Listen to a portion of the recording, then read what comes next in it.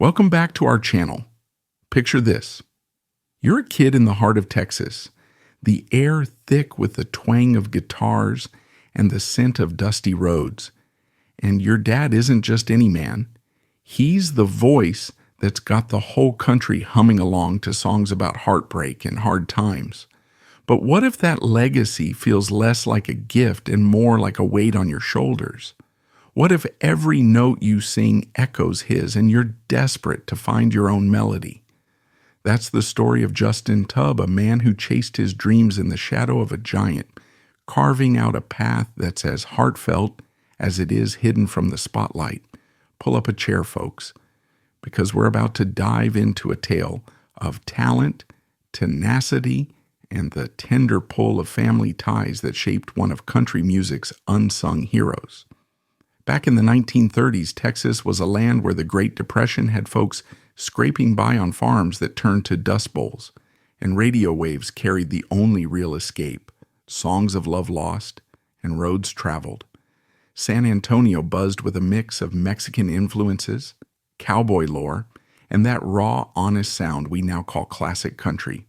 It was an era when legends like Jimmie Rodgers, the singing brakeman, inspired a generation to pick up guitars and pour their souls into lyrics. Into this world came Justin Wayne Tubb on August 20th, 1935, the firstborn son of Ernest Tubb, already on his way to becoming the Texas troubadour, with hits like Walking the Floor Over You. Growing up in a home where music wasn't just entertainment, but the family business, Justin absorbed it all: the late-night rehearsals, the thrill of applause, the quiet worries of an unstable life on the road. Texas shaped him, with its wide-open skies mirroring the vast possibilities and pitfalls of a career in country. It was a time when family meant everything. Yet for Justin, it also meant living under a microscope, where every step was compared to his father's giant strides. Justin's journey kicked off early, almost as if destiny had him mic in hand from the cradle. At just 4 years old, he belted out tunes on KGKL radio in San Angelo, with his tiny voice cutting through the static in a way that suggested a clear indication of future potential. This early performance involved a preschooler who was already engaging and captivating listeners through his singing, at a stage when most children of that age were typically occupied with simple play activities outdoors. By the time he reached 9 years old, he made his debut on the Grand Ole Opry, which is recognized as that hallowed stage in Nashville where careers in country music have historically been launched or faced significant challenges. Standing there under the bright lights, with his dad beaming from the wings, represented a moment that carried a sense of enchantment and wonder, yet it simultaneously introduced the beginnings of a lifelong internal conflict. The question of whether this direction in life was truly his own chosen route, or if it had been largely predetermined and laid out for him due to family influences. As he hit his teens, the family dynamics shifted dramatically in ways that altered the structure and relationships within the household. In 1948, when Justin was exactly 13 years old, his parents went through a divorce, which occurred as a quiet scandal during those conservative times when such personal matters were often handled with discretion and minimal public attention. The split between Ernest and Elaine resulted in Justin spending a substantial portion of his early life primarily with his mother, which kept him separated from the ongoing and intense activities surrounding his father's steadily increasing fame in the music industry. This period marked a tender age for him to navigate such significant upheaval, involving the emotional strain of being pulled between two distinct parental environments and the associated loyalties. Following the divorce, Ernest remarried Oline Adams Carter in the very next year, which led to the establishment of a new family unit that included 5 additional children thereby adding multiple layers to Justin's overall sense of place and position within the extended family. As a result, he now had siblings that included Roger Dale and Violet Elaine from his mother's side, along with half-siblings such as Tibby, Roger, and several others. But despite these expansions in family connections, the bond he shared with his father continued to embody a complex mix of deep admiration for his achievements and a certain level of emotional distance due to the circumstances. High school behind him, Justin tried the straight and narrow path by enrolling at the University of Texas in Austin in 1952, specifically to study journalism as his chosen field. During this time, he was present in those lecture halls, equipped with a notebook in hand, and focused on pursuing dreams related to words on a page as an alternative to the creative expression found in lyrics performed on a stage.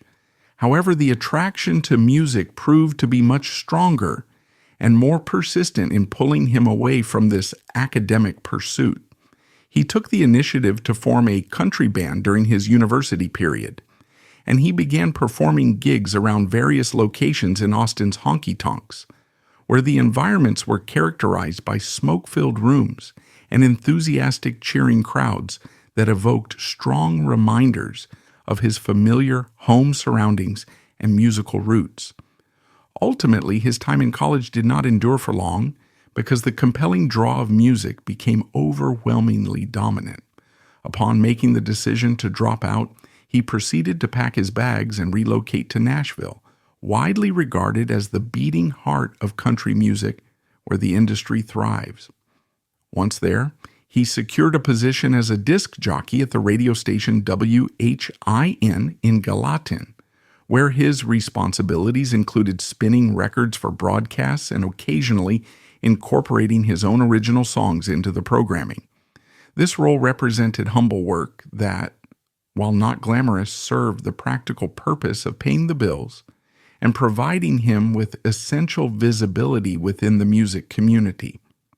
Through this exposure and persistence, it was not long before Decca Records took notice and extended an offer, leading to him signing a contract for producing those early singles that, although they did not achieve immediate widespread success and essentially fizzled in terms of commercial impact, played a crucial role in teaching him valuable lessons about resilience and perseverance in the face of setbacks. Breakthrough came in 1954 with duets alongside Goldie Hill, specifically the songs Looking Back to See, which managed to climb to the number 4 position on the country charts, and Sure Fire Kisses, which reached the number 11th spot in the same rankings. These particular recordings were not merely successful hits in terms of chart performance. They functioned as essential lifelines in his career, serving to demonstrate and affirm that Justin possessed the capability to establish and maintain a presence independently within the music industry. A year following these achievements, precisely in 1955, when he was at the age of 20, he was inducted into the Grand Ole Opry as its youngest male member to date, a distinction that continues to hold as a record even in the present day.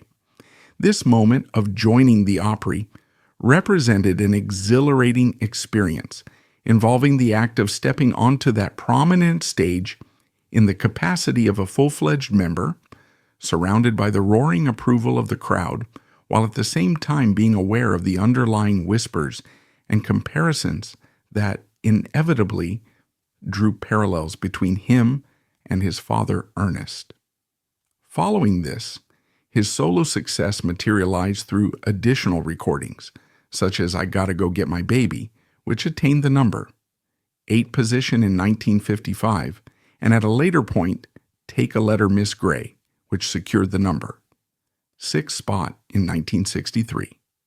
Throughout this period, he maintained a consistent output by churning out albums on a regular basis, examples of which include Country Boy in Love, released in 1957, and Star of the Grand Ole Opry, which came out in 1962, with each of these projects representing a deliberate step in the direction of achieving greater independence in his artistic endeavors.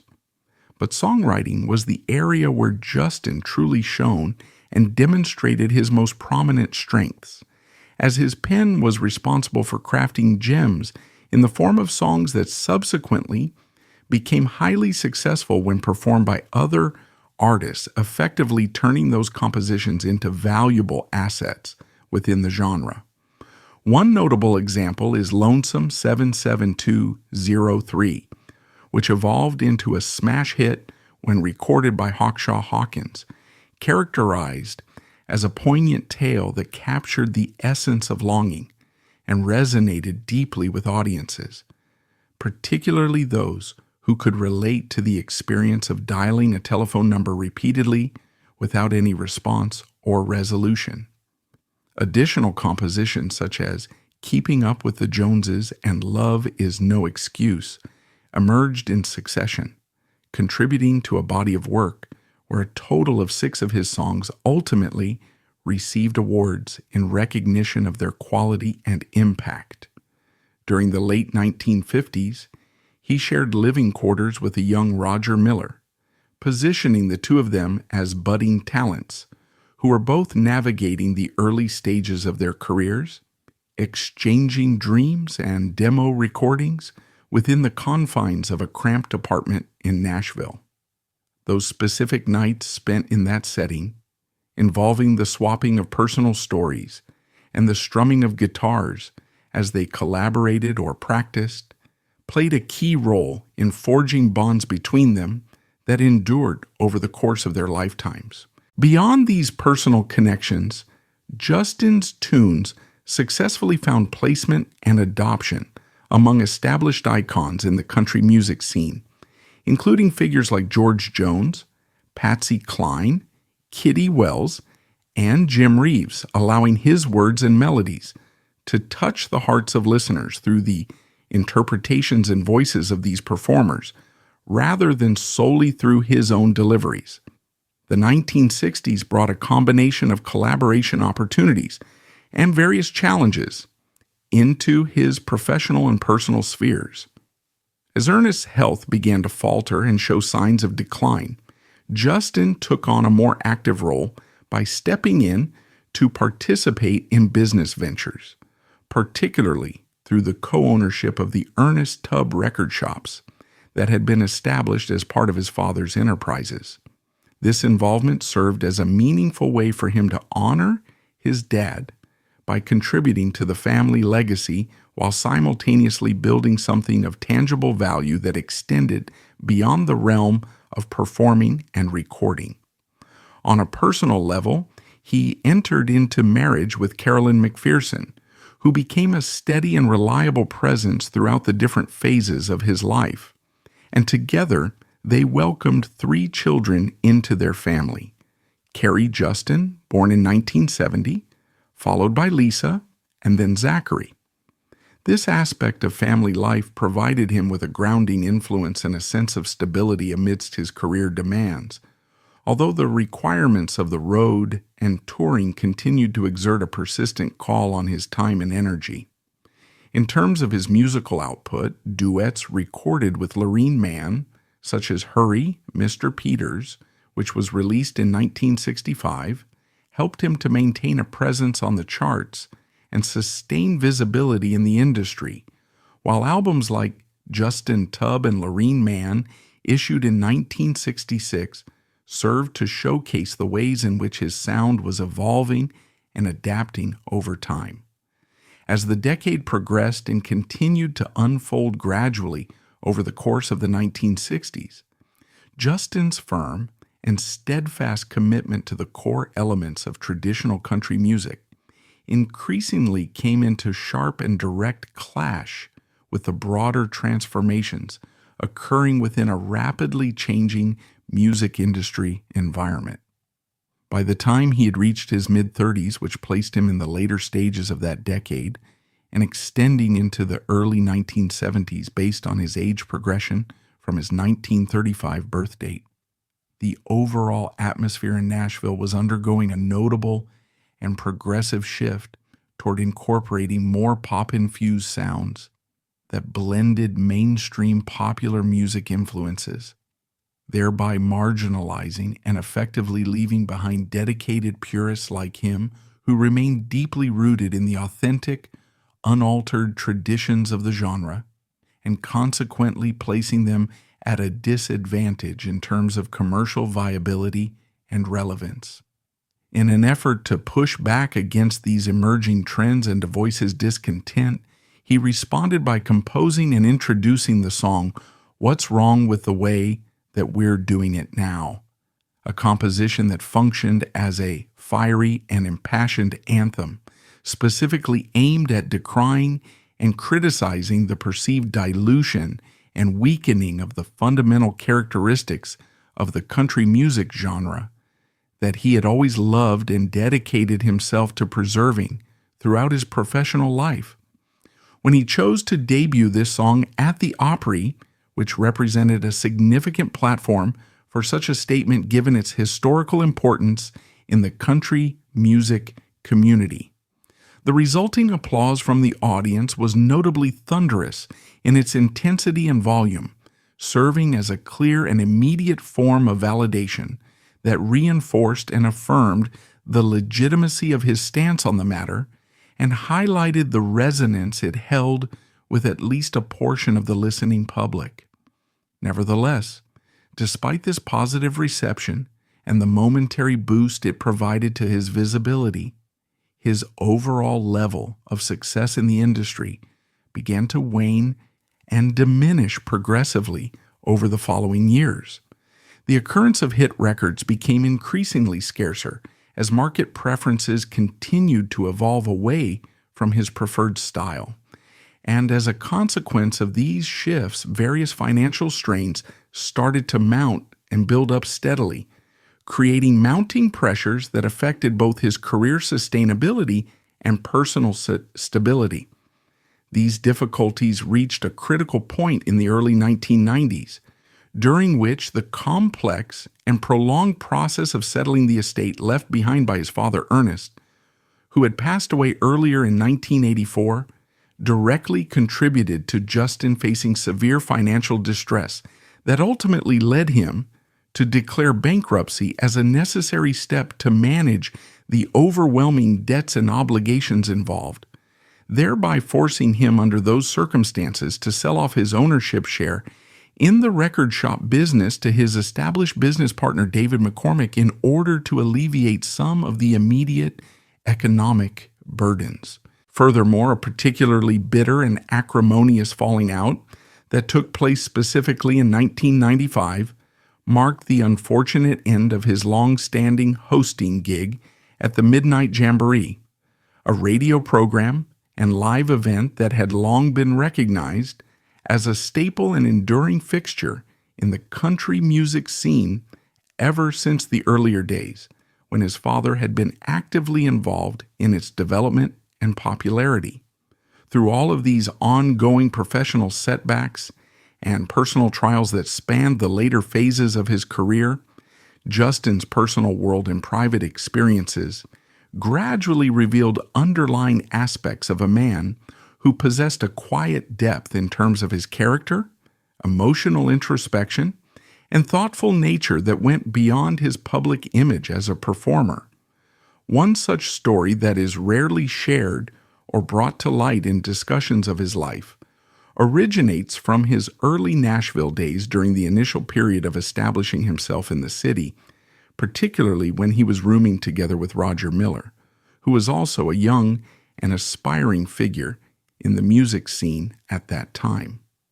In a candid and open moment that was later documented and captured through his own reflections, in subsequent accounts, Justin recalled in detail the routines of how they would frequently stay up late into the hours of the night, with Miller actively fiddling around and experimenting with his quirky and unconventional lyrics that often featured humorous or offbeat elements, while Justin himself concentrated on honing and perfecting his heartfelt ballads that drew from sincere emotional themes rooted in traditional country storytelling. We were just two kids trying to make sense of it all. He once articulated in an archived chat that preserved his spoken words, with his voice conveying a distinct tone laced with a sense of nostalgia that evoked the innocence and uncertainty of those formative years.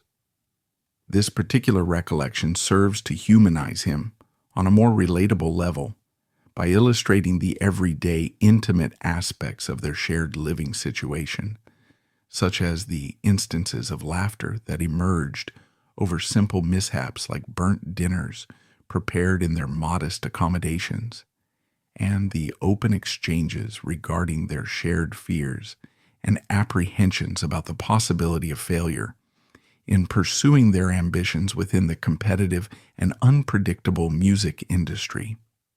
Another anecdote that carries a particularly touching and poignant quality relates to the later stages of his life, specifically toward the end when his father Ernest was lying ill and dealing with deteriorating health conditions.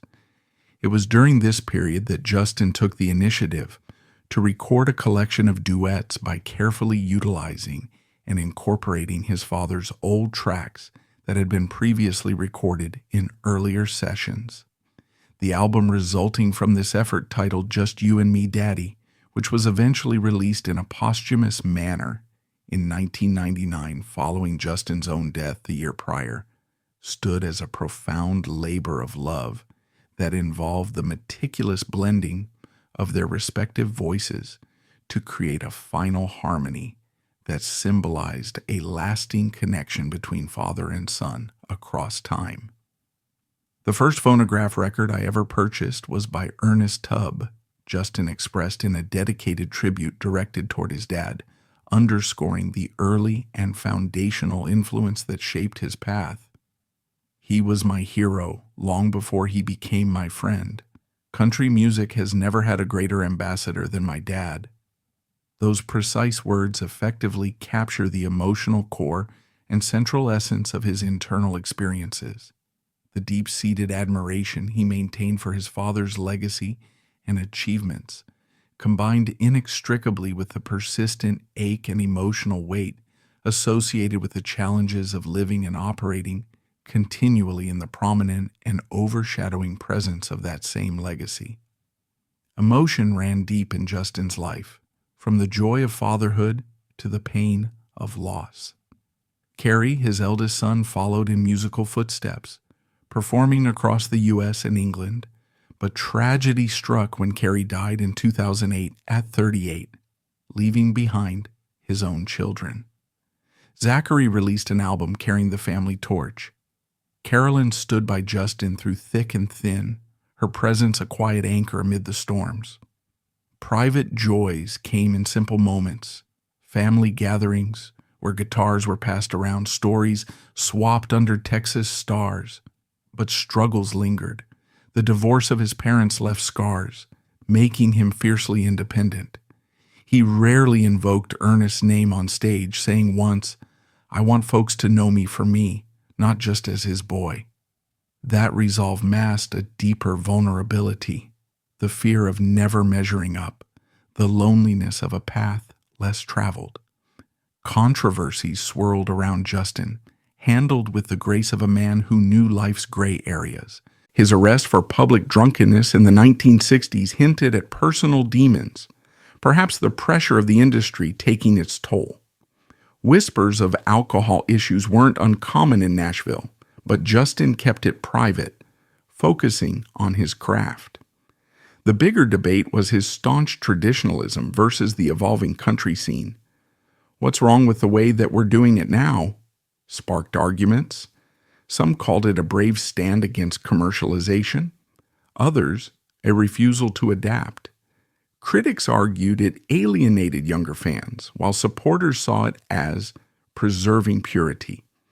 Family business tensions peaked with the 1995 fallout with McCormick, a rift born of financial woes and clashing visions for the record shop empire, and the shadow of Ernest. It fueled endless discussions. Was Justin overshadowed by choice or circumstance? Historians debate if his independence cost him stardom or if it gifted him authenticity. These layers paint a complex portrait, not a flawless hero, but a flawed human navigating fame's tricky waters. In the end, Justin Tubb's tale is one of quiet triumph amid quiet trials, a son who honored his father while forging his own legacy. He taught us that shadows can nurture as much as they obscure, and that the truest music comes from the soul's deepest wells. As the notes fade, we're left pondering our own paths, grateful for the fragile beauty of a life lived in tune with the heart. Thanks for joining me on this journey. Until next time, keep those memories close and the music playing.